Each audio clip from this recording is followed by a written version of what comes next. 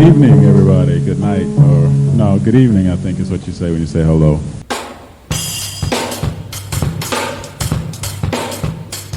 Talking Dirty with Maestro. Not just numbers, Not just stats. it's about what they mean. I'm going to send to you the information. Talking Dirty. Hello and welcome to Talkin Durty with your me. Little Maestro commit talk about something. I don't know. I think it's going to be cool. I've been seeing what's been written and I just want to kind of put in my half a cent on it.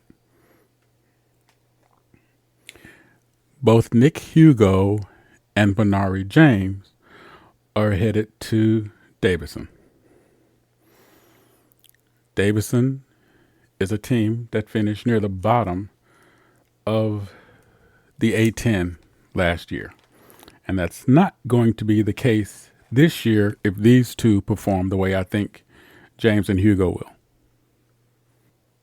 Old heads know how I always talk about possessions count and how those moments count.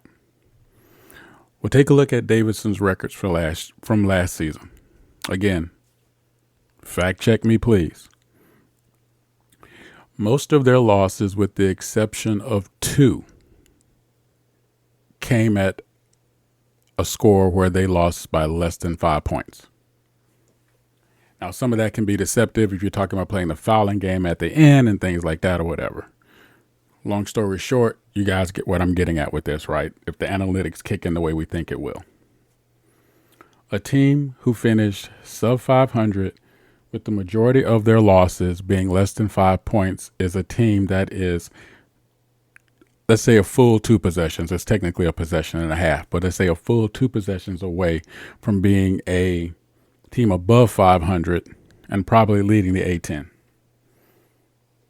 with how balanced that particular conference is. Nick Hugo and Benari James brings an element of consistency in the mid-range game, as well as the ability to hammer down solid play in the half court. We both know their ability to play the long-range game, and we also know their ability to get their teammates involved in terms of passing and moving off ball. What does that mean ultimately for Davidson? I've been hearing the whole thing about Curry. I get that. I don't want to touch that, and I'll tell you why in a second. What's different about this is we're talking about adding players that have a high-powered, all-around effective game to a squad. If you want to call them a mid-major, fine. But to a squad that can compete now with what we would consider the traditional powerhouses.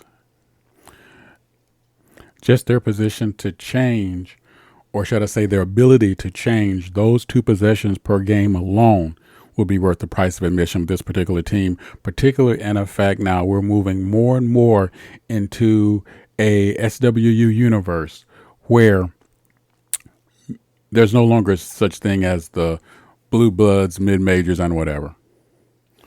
With the advent of the one and done athletes that are happening on from some of the other schools, with the advent of the mid-majors keeping more of their players for multiple years, you're getting that experience. With the advent of foreign players, you're welcome, B-Ron, games being raised and becoming more dominant within the court. This rebalancing of the league now has rebalanced expectations. Do not be surprised if we see Barkley and Hugo with their game and their abilities take Davidson to a spot where they will no longer be at the bottom of the A10, but near the top, and maybe even and you're going to hear it here first, an NCAA tourney team next season. Wouldn't that be nice? Wouldn't that be a story? You know I'm rooting for that, right? Well done, Nick. Well done, Benari. Best of luck to you. Can't wait to see what you're going to do on the other side. And it's going to be sweet for those of us who love watching you guys play. All right. You know what's up. Catch me on the other side.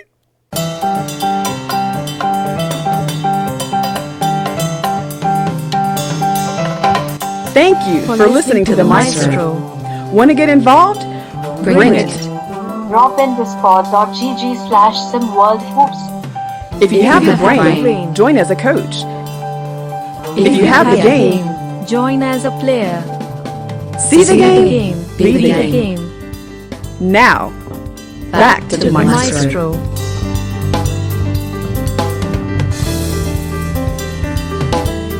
Sorry. We'll be right back. Okay, we're back. And welcome back to the second half of Talking Dirty with your boy. I am going to double up on this one because I'd really like to talk about an athlete that has always managed to impress me across the table. Wins and losses, doesn't matter. Always has the kind of game I love watching. And that's Justin Bell and his commitment now to Villanova. There is no way that he's not going to make an immediate impact in Villanova. If I'm wrong by this, I'm going to apologize for giving you the mush, Justin. Again, I'm not calling you by your first name out of disrespect. Please don't take it that way. But just if I'm wrong, I don't know. But I just can't see that. And I'll tell you why. He does what Villanova does on a regular. Villanova and their program, they like to play small. They like to play small and strong, which means they like to play fast. They like to play around the rim. They like to play in the mid game. Yes, they have the three-pointing capability, but they play strong because there's another element to Villanova's game that I think in terms of scouting that gets overlooked. And that is they like to post up their guards. I love that. Justin Bell, his ability to move in traffic, pass in traffic, his ability to create his own space, his ability to be able to shift, his ability to be able to re-leverage the floor in small confines is going to be such a plus in the system that's already there. If I can say it this way, if I know I got to pick somebody to fight in a phone booth with me on my side, Justin Bell is that guy. Because of his ability to move in space, to move in traffic, to leverage his first step against his defender, his ability to be able to leverage that first step as well as being able to leverage the space to make a passing lane. All those things tells you what type of game that Justin has and his ability to fit into a system like what Villanova brings to the table. It is going to be awesome. 100%. I got a lot of SimWorld U games to watch this next season. It's just what it is. Somebody want to loan me a couple of bucks so I can get some more popcorn because Maestro's going to need it. Maybe I'll take out a loan. I don't know. Justin, great job, great choice, great program for you. Cannot wait to follow all those successes. Same thing as from the first half, talking about Nick, Hugo, and Benara James. You guys are going to do awesome. You're going to do great going to systems that are just tailor-made for where your game is. Everybody else, you know what's up. Holla at your boy. Let me know what you think. Close, not close. Am I on it? Am I not on it? Do I just need to shut up? You know what's up. Just tell me what I need to do. All right, fam. And for everyone else, if Netflix tells you to watch Hitler's Secret Bunker after you just got through watching Frozen, you need to restart your Roku. Like I need to talk to somebody.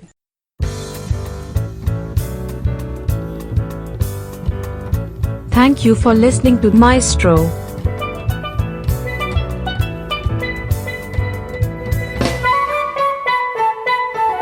Thank you again for checking out Maestro. Drop a tag below and give us a piece of your mind. See you next time.